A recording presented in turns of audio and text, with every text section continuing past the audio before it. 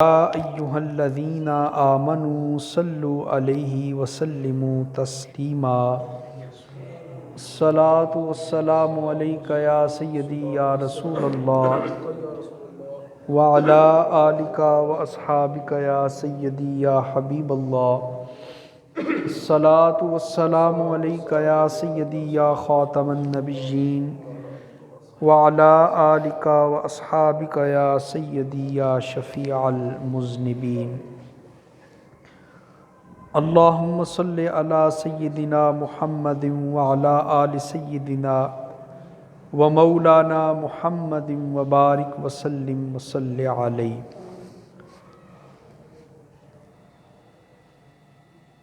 شیطان انسان کا بہت بڑا دشمن ہے، اتنا بڑا دشمن ہے کہ جو ہمیں صراط مستقیم سے ہٹا کر گمراہی کی طرف لے جانا چاہتا ہے،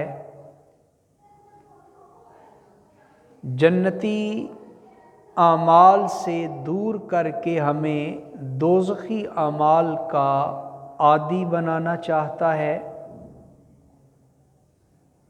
ہر اس کام سے ہمیں دور کرتا ہے جو کام اللہ اور اللہ کے پیارے رسول صلی اللہ علیہ وسلم کا محبوب عمل ہوتا ہے، اور ہمیں ہر اس کام کی طرف توجہ کراتا ہے جو کام ہمیں دوزخ کے قریب کرتا ہے، جہنم کے قریب کرتا ہے اور اللہ کی ناراضگی کا ذریعہ بنتا ہے۔ دنیا میں بھی بعض اوقات لوگوں کے دشمن ہوتے ہیں انسانوں میں، مگر وہ اتنے خطرناک دشمن نہیں جتنا شیطان خطرناک دشمن ہے۔ وجہ یہ ہے کہ دنیا کے دشمن جو ہوتے ہیں ان کی دشمنی اولاد سے ہو سکتی ہے، کاروبار سے ہو سکتی ہے، مال و دولت سے ہو سکتی ہے، مگر شیطان اس لیے سب سے بڑا دشمن ہے کہ شیطان ہمارے ایمان کے اوپر حملہ کرتا ہے، وہ ہمارے ایمان کی دولت کو ضائع کرنا چاہتا ہے۔ اور ایک بندہ مومن کے لیے جو سب سے بڑی قیمتی دولت ہوتی ہے، وہ ایمان والے مومن کے لیے اولاد دولت نہیں، رزق، مال، جائیداد، یہ سب سے بڑا مومن کا سرمایہ نہیں۔ مومن کا جو سب سے بڑا سرمایہ ہوتا ہے وہ ایمان کا سرمایہ ہے، وہ اسلام کا سرمایہ ہے، وہ کلمے کی دولت ہے جو سب سے بڑی دولت ہوتی ہے مومن کے پاس۔ تو شیطان اس لیے ہمارا سب سے بڑا دشمن ہے کہ یہ ایمان کا دشمن ہے، یہ ہمارے اسلام کا دشمن ہے، یہ ہمارے کلمے کا دشمن ہے۔ تو جتنا خطرناک دشمن ہوتا ہے، بندہ اتنی زیادہ حفاظت کرتا ہے اپنی۔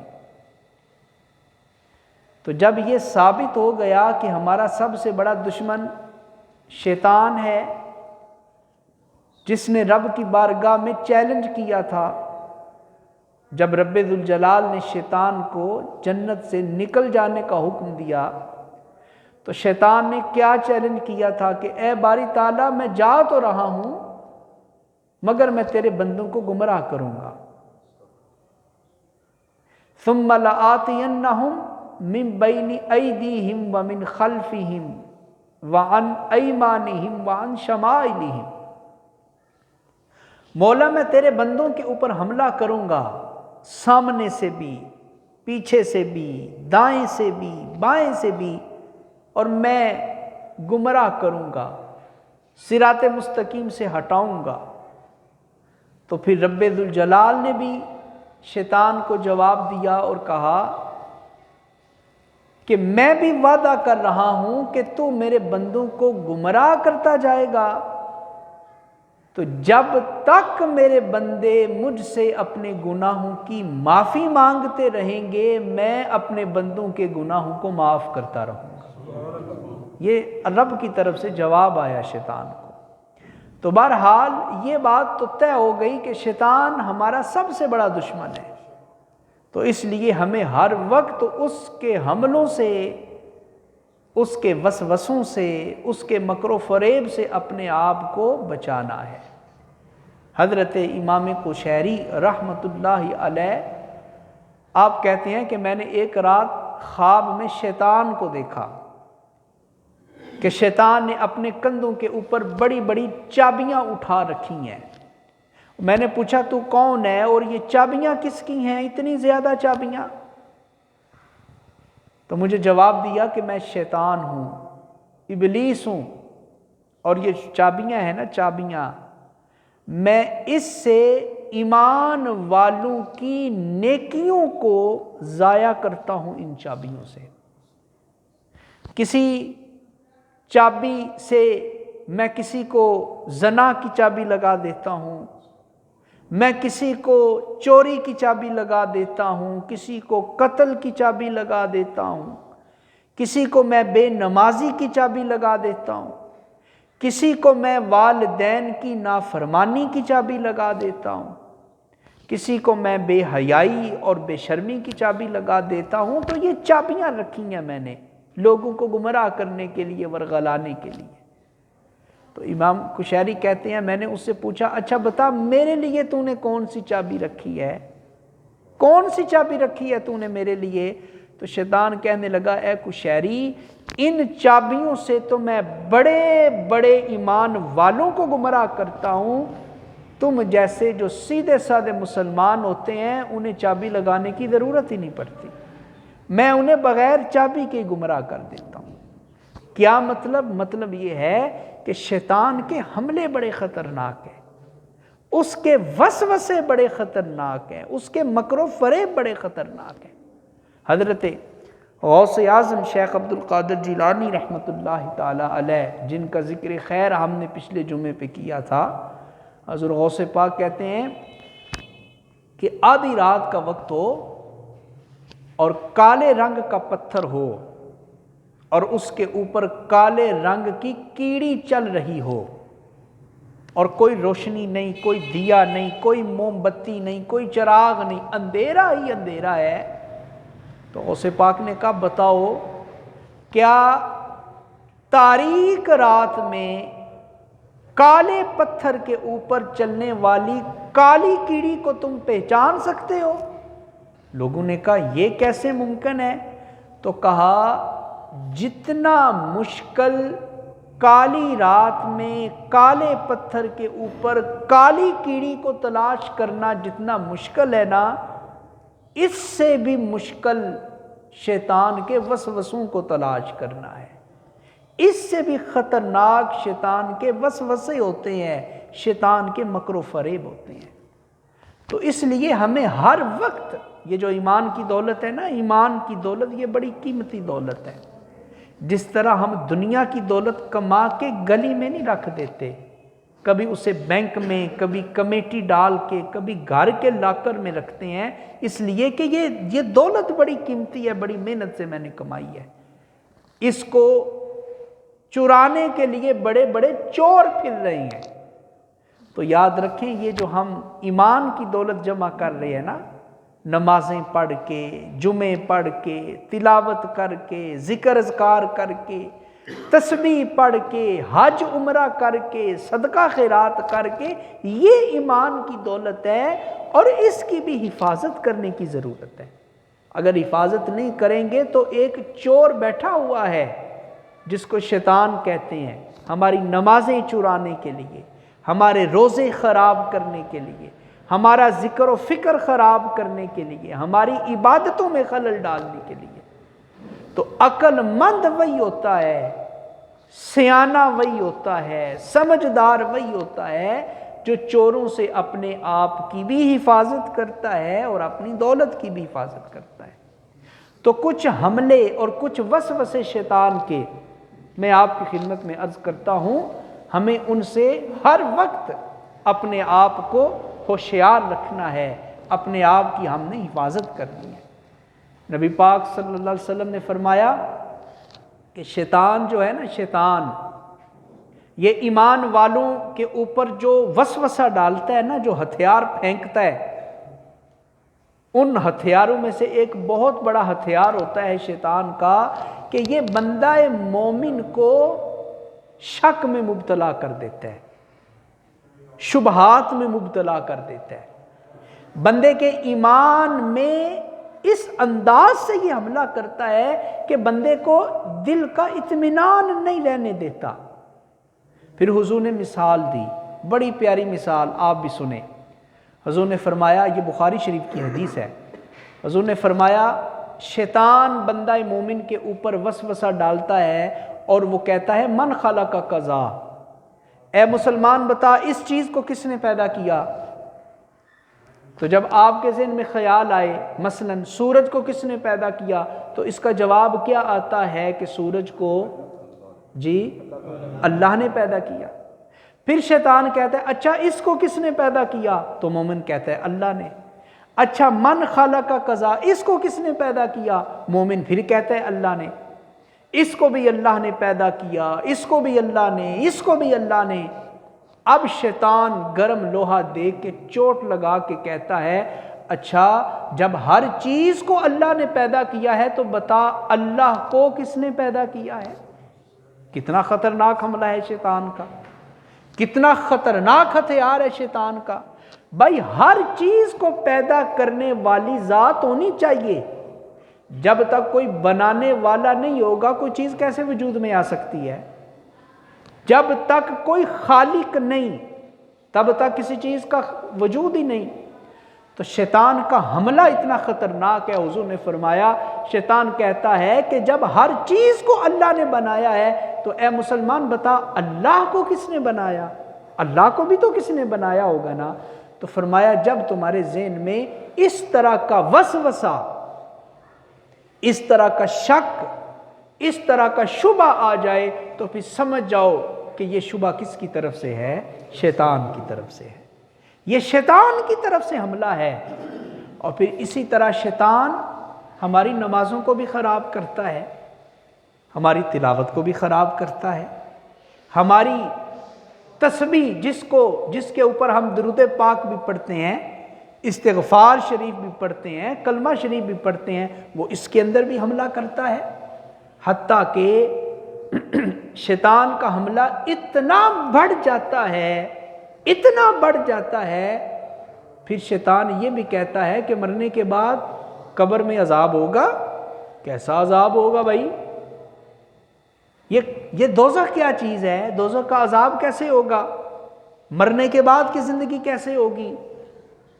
جو لوگ مسلمان نہیں ہیں وہ بھی تو زندگی گزار رہے ہیں، وہ بھی تو رزق کھا رہے ہیں۔ میں نے کلمہ پڑھ لیا تو کون سا میں نے مارکا مار دیا؟ اگر تو کلمہ چھوڑ دے تو کیا ہوگا؟ کچھ بھی نہیں ہوگا۔ تو فرمایا اس طرح کے جو تمہیں وسوسے آ جائیں، تمہارے ایمان کو، تمہارے کلمے کو، تمہاری نماز کو، تمہارے ذکر کو، تمہاری عبادت کو خراب کرنے والے، تو فرمایا یہ وسوسے شیطان کی طرف سے ہیں۔ جب تمہیں اس طرح کے وسوسے آ جائیں تو حضور نے اس کا حل بھی بتایا، اس کا حل بھی بتایا۔ حضور نے فرمایا پھر تم تعوذ پڑھا کرو۔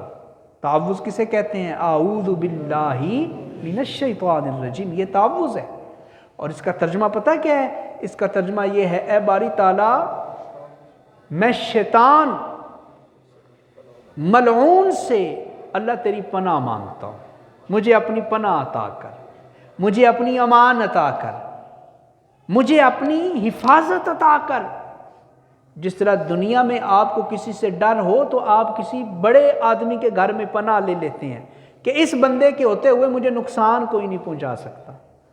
تو حضور نے فرمایا جب شیطان حملہ کرے تمہاری نماز میں، تمہاری تلاوت میں، تمہارے ذکر میں، تمہارے فکر میں، تمہارے صدقات و خیرات میں، تمہاری تلاوت میں، تمہارے حج میں، تمہارے عمرے میں، تو تم کہا کرو اعوذ باللہ من الشیطان الرجیم، اے باری تعالیٰ میں کمزور ہوں، میں ناقص ہوں، میں نامکمل ہوں، اللہ تو بڑی طاقت والا ہے، بڑی شان والا ہے، بڑی عظمت والا ہے، اللہ مجھے اپنی پناہ عطا کر دے۔ تو پھر رب تعالیٰ بندہ مومن کو شیطانی وسوسوں سے نجات دے کر اللہ بندہ مومن کے ایمان کو اپنی پناہ عطا فرما دیتا ہے۔ تو جب اس قسم کے خیال آ جائیں، خطرناک خیال، تو فوراً تعوذ پڑھ لیا کریں، اعوذ باللہ پڑھ لیا کریں، تو انشاءاللہ شیطان آپ کے ایمان کے اوپر حملہ کرنے کی جرت نہیں کر سکے گا۔ شیطان کے حملوں میں سے ایک اور بہت بڑا حملہ، شیطان چونکہ چالاک ہے نا، خطرناک ہے، چالاک دشمن ہے، تو جس طرح ڈاکٹر ہر مریض کو ایک ہی ٹیکہ نہیں لگاتا، ڈاکٹر ہر مریض کو ایک ہی گولی یا ایک ہی کیپسول نہیں دیتا، بلکہ وہ ہر مریض کو اس کا مرض دیکھ کر، پہچان کر، تشخیص کر کے اس کے مطابق دوائی دیتا ہے۔ تو شیطان بھی بڑا خطرناک ہے، بڑا مکار ہے، بڑا چالاک ہے، یہ ہر بندے کا مرض دیکھتا ہے کہ اس بندے کو میں کیسے گمراہ کروں گا، اس کو کیسے کروں گا۔ کسی بندے کو دولت بڑی پیاری ہوتی ہے، شیطان اس قسم کے وسوسے، کسی کو بے حیائی اور فحاشی پسند ہوتی ہے، شیطان اس بندے کو اس قسم کے وسوسے ڈالتا ہے۔ کسی بندے کو اپنی تعریف کرانا بڑا اچھا لگتا ہے، لوگ میری واہ واہ کریں، لوگ میری تعریف کریں، تو شیطان پھر اس بندے میں یہ وسوسہ ڈال کے کہتا ہے، پھر وہ بندہ تہجد پڑھ لینا کبھی بھول کے، تو لوگوں کو بہانے سے بتاتا ہے آج 3 بجے اٹھا تھا نا، میں نے تہجد بھی پڑھی ہے۔ یہ شیطان کی طرف سے ہے، چونکہ شیطان کو پتا ہے کہ اسے واہ واہ کرانے کا شوق ہے، تو بندہ پھر اپنی نیکیاں سنا کے، میں نمازیں اتنی پڑھتا ہوں، میں تلاوتیں اتنی کرتا ہوں، میں نفل اتنے پڑھتا ہوں، تو وہ کیا ہوتا ہے، یہ شیطان کی طرف سے ہے۔ ڈاکٹر ہر مریض کو مرض کے مطابق دوا دیتا ہے، شیطان ہر بندہ مومن کو دیکھتا ہے، اس کی کمزوری تلاش کرتا ہے، پھر اس جیسا وسوسہ ڈالا کرتا ہے، اس قسم کا وسوسہ ڈال کے گمراہ کرتا ہے۔ تو شیطان کے حملوں میں سے ایک بہت بڑا حملہ، شیطان کے ہتھیاروں میں سے ایک بہت بڑا ہتھیار علماء نے بتایا، یہ ہے غصے کے اوپر قابو نہ رہنا۔ ویسے یاد رکھیں، غصہ آنا اچھی چیز ہے، جو بالکل دھیمے مزاج کے، ٹھنڈے مزاج کے لوگ ہوتے ہیں نا، وہ بھی شریعت کو پسند نہیں ہے۔ بیٹے نماز ہی نہیں پڑھتی، جوان بیٹیاں پردہ کر کے نہیں نکلتی، بیوی جوان ہے ویسے ہی منہ کھلا چھوڑ کے بازار چلی جاتی ہے، شوہر کچھ کہتا نہیں، کیوں جی، شوہر بڑے ٹھنڈے مزاج کا بندہ ہے۔ بھائی ہم نے اس ٹھنڈے مزاج کو کیا کہنا؟ جب دین کی مخالفت ہوتا ہوا دیکھ کر بھی بندے کو غصہ نہ آئے، بندہ روک ٹوک نہ کرے، بندہ منع نہ کرے، بندہ روکے نہ، تو شریعت کو اتنی ٹھنڈی طبیعت پسند ہی نہیں ہے، اتنا ٹھنڈا مزاج شریعت کو نہیں پسند۔ غصہ آنا چاہیے جب اللہ کے قانون کی نافرمانی ہو، قرآن سے لوگ غداری کر رہے ہوں، یا گھر کے اندر گھر والے 5 وقت کی نماز نہیں پڑھتے، صبح اٹھ کے قرآن کی تلاوت نہیں کرتے، اور اگر گھر کے سربراہ کو غصہ نہیں آتا تو اسے سوچنا چاہیے کہ میں کہاں جا رہا ہوں۔ تو یاد رکھیں، غصے کا آنا یہ اچھی چیز ہے، غصہ کبھی کبھی آنا چاہیے، مگر شریعت کو وہ غصہ پسند نہیں جس غصے کے اوپر بندے کو کنٹرول نہ رہے، بندے کو قابو نہ رہے، وہ غصہ شریعت کو پسند نہیں ہے۔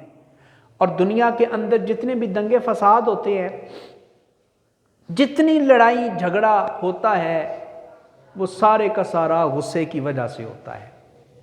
حتیٰ کہ بات جب قتل تک پہنچ جاتی ہے نا، کوئی کسی کو قتل کر دیتا ہے، بات تھانے کچہری تک پہنچ جاتی ہے، تو اس کے پیچھے محرک کیا ہوتا ہے؟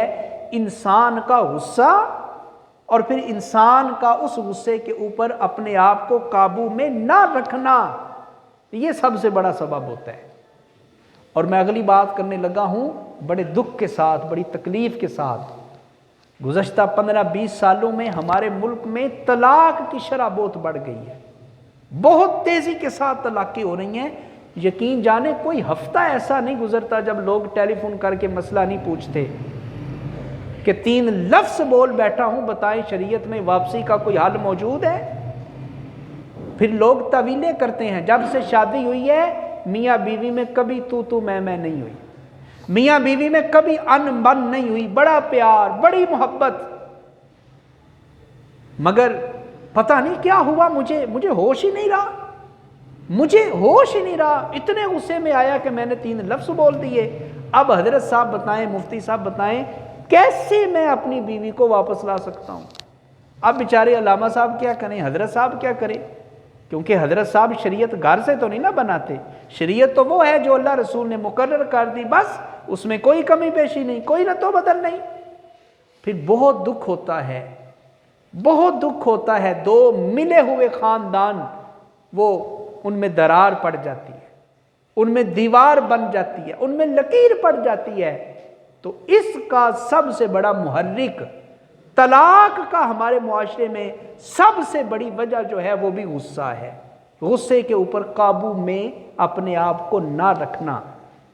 بندہ لمحوں کی خطا کرتا ہے، لمحوں کی خطا، مگر نسلوں کو اس کی سزا ملتی ہے، صدیوں کو اس کی سزا ملتی ہے۔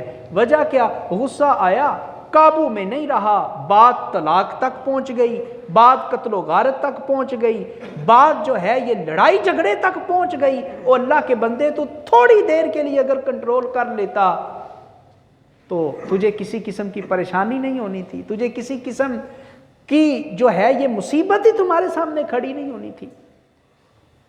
حضور نبی کریم صلی اللہ علیہ وسلم نے، چونکہ ہم میں سے نا کچھ لوگوں کو اپنے غصے کے اوپر بڑا مان ہوتا ہے، کچھ لوگوں کو اپنے غصے کے اوپر بڑا مان ہے، لوگ فخر کرتے ہیں کہ میں بڑا غصے والا ہوں، میں بڑا غصے والا ہوں، میں گھر جاتا ہوں تو میری بیوی میرے سامنے اونچا سانس بھی نہیں لے سکتی ہے، میں اتنے غصے والا ہوں کہ میرے بچے بھی اونچی آواز سے نہیں بولتے ہیں، میں اتنے غصے والا ہوں کہ گلی محلے کے کس بندے کی جرت ہے کہ میرے سامنے بول سکے۔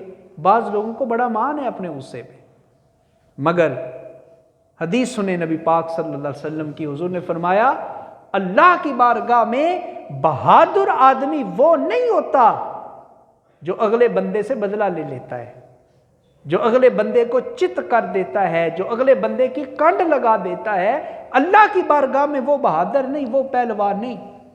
حضور پھر کون بہادر ہے؟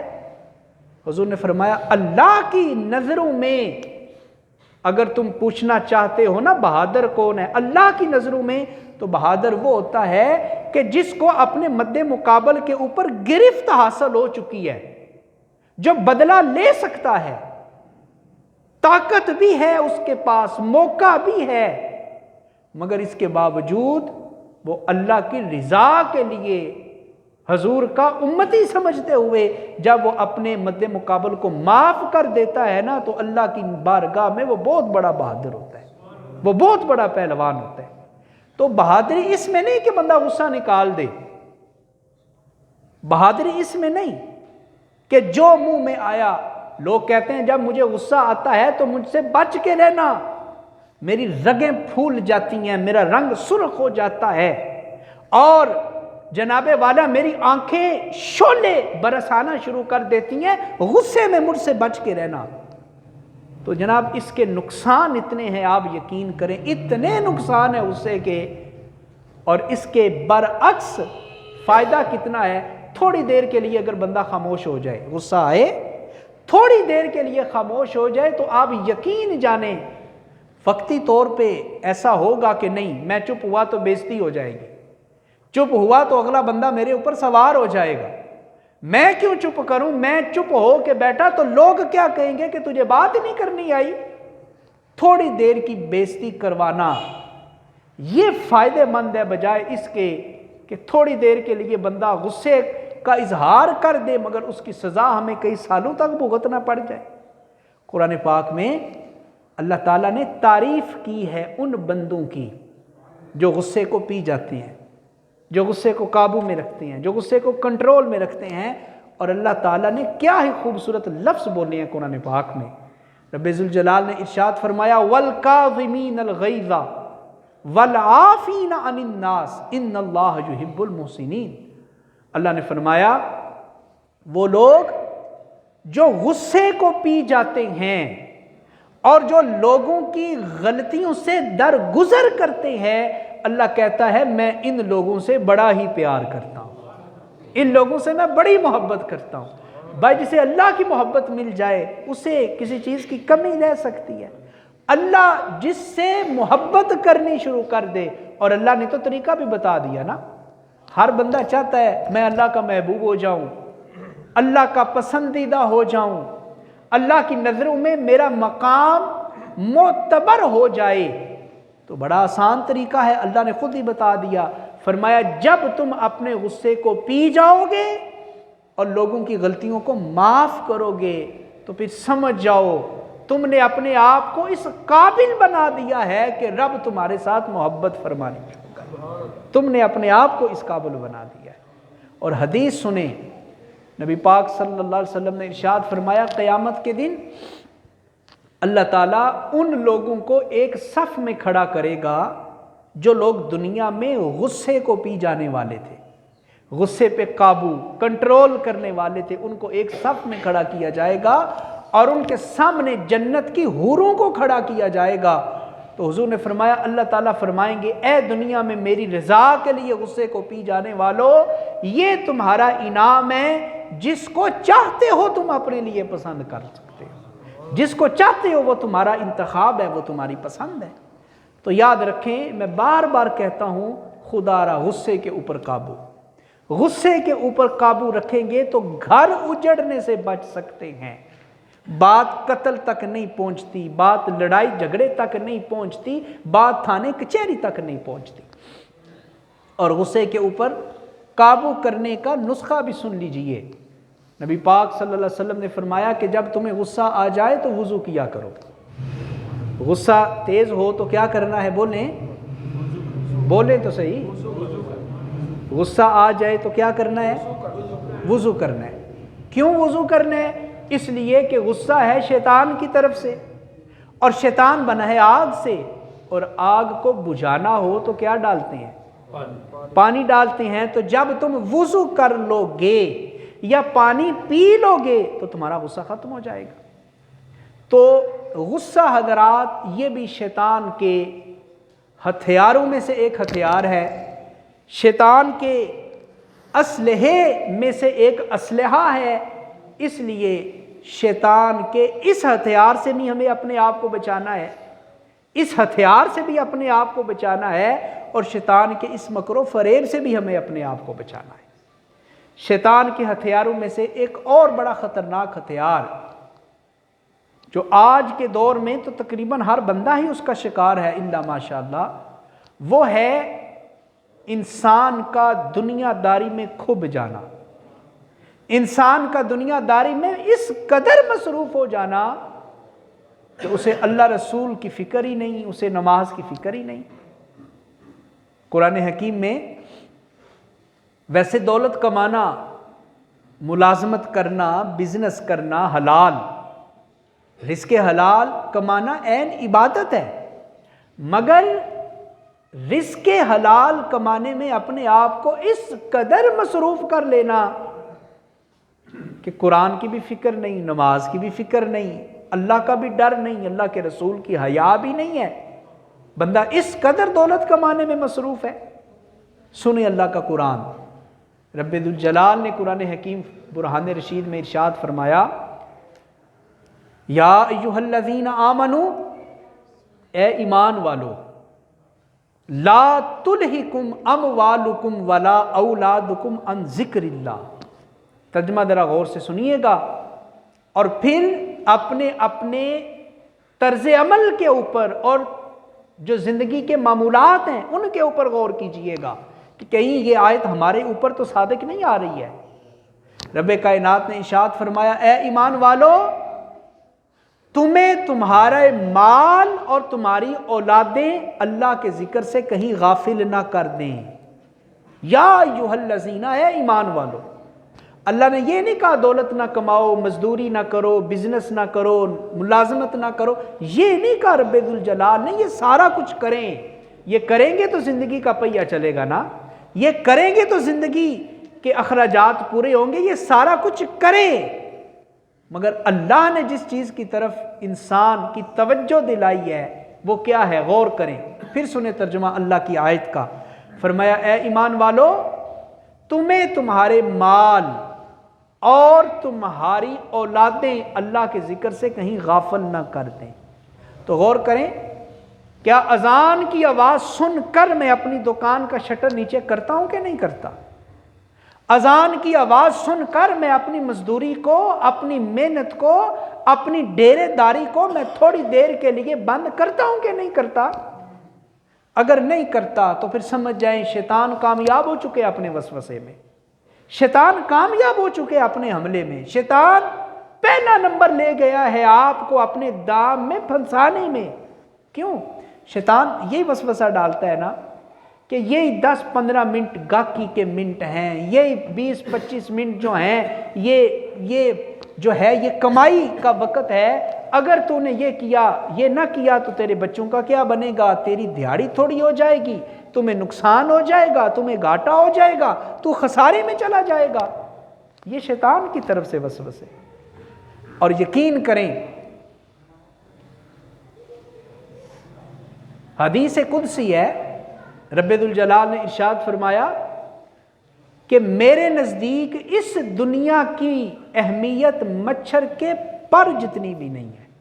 یہ جو دنیا جس کے لیے لوگ مرے اور مارنے کے لیے تیار ہو جاتے ہیں، یہ دنیا، کیا فرمایا اللہ نے کہ میرے نزدیک تمہاری دنیا اور دنیا کی دولت کی اہمیت مچھر کے پر برابر بھی نہیں ہے۔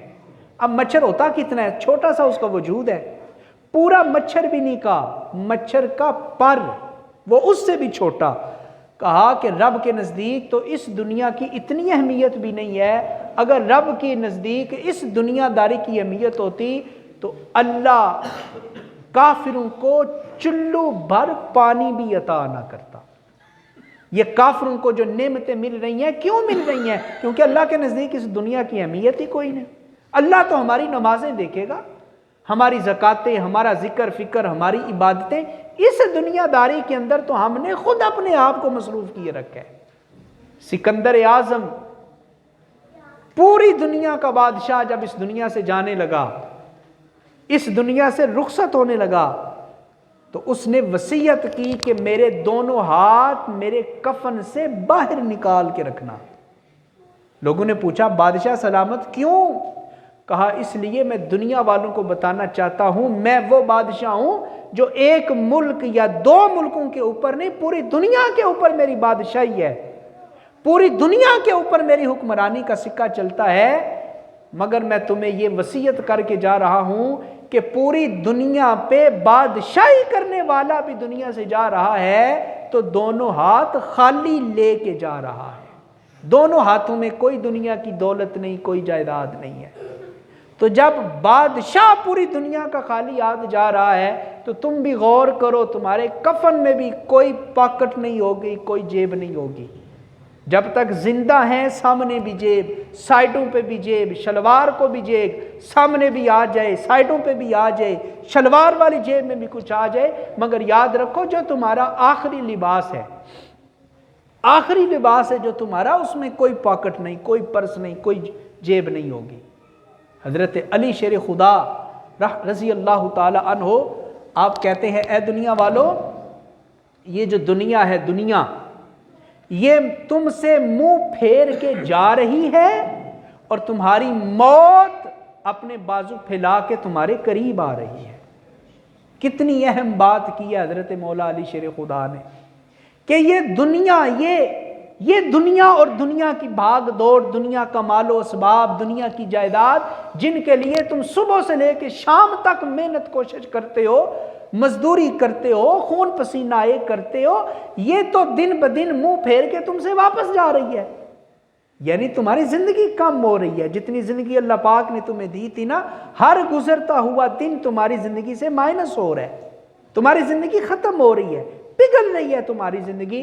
تو حضرت علی کہتے ہیں یہ دنیا منہ پھیر کے تم سے جا رہی ہے اور موت باہیں پھیلا کے تمہارے قریب آ رہی ہے۔ تو اے انسان، تو کس غفلت میں ہے، تو کس سستی میں ہے، تو کس بلیکے میں ہے؟ تو یہ بھی شیطان کے حملوں میں سے ایک حملہ ہے کہ شیطان نے ہمیں اس دنیا داری میں اتنا مصروف کر دیا، اتنا مصروف کر دیا کہ ہمیں نماز کی فکر نہیں، ہمیں رب کو یاد کرنے کی فکر نہیں۔ حضرت امام غزالی رحمت اللہ تعالیٰ علیہ نے بڑی خوبصورت بات لکھی، مجھے بڑی پسند ہے اور میں اکثر بیان کرتا ہوں، اور اگر آپ اسی کو سن کے عمل کر لیں تو آج کے جمعہ المبارک کا جو موضوع ہے اس کا مقصد پورا ہو جائے گا۔ امام غزالی کہتے ہیں، اے انسان، تو دنیا میں ہنس کھیل رہا ہے، تو دنیا کی موج مستی میں مصروف ہے، مگر تجھے جس کپڑے میں کفن دیا جائے گا وہ کپڑا بازار میں بکنے کے لیے آ چکا ہے۔ غور کیا آپ نے امام غزالی کی اس بات کی طرف؟ کتنی اہم بات ہے۔ اے انسان، تو